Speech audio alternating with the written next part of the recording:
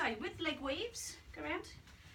Leg weaves, normal ones. Taylor, get back in, please. Taylor, weaving. Weave, weave, weave, weave. Good boy. Would be something like that, and that's just helping your dogs as you're walking forward. Obviously, we're moving our legs differently to normal, but also your dogs are doing lots of weaving, so they're moving their bodies really fast. We can change this in a few different ways. Now I've got small dogs go around, so this one's a little bit easier for me perhaps than if you have a tall dog, but you can weave, lunge, go really slowly with the lunges. So your dogs, oh Taylor, off, weave, good boy. So your dogs are then moving as you lunge. So to do that sideways, go around Taylor please. Good boy, and weave, weave, good boy.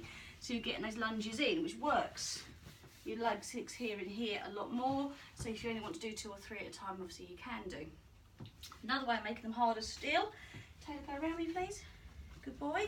Is instead of actually placing your foot on the floor once you get the weave part, is to actually either point your toe, thank you darling, either point your toe so you've got a different angle, or actually keep your foot in the air slightly, which is a lot harder for us and can be hard on the dogs at first if they're not used to it. So the pointed toe is just Taylor weave, weave, weave, good boy, yes.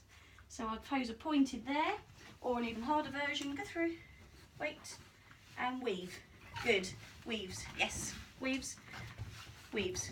So this way your foot doesn't actually touch the floor as your dog is weaving through it. Now, if you start changing how you do your weave, so doing a lunge, pointing your toe or lifting your foot in the air, it may throw your dog a little bit because your body language will change somewhat.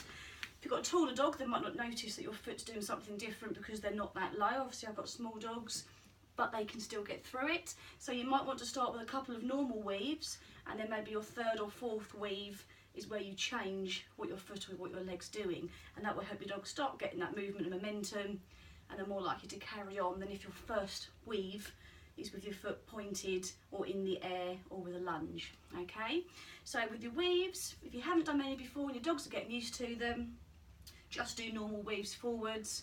We'll do some back ones in a second, but to make them harder when you're going forwards, you have got pointing of the toe or a lunge, or actually keeping your leg in the air.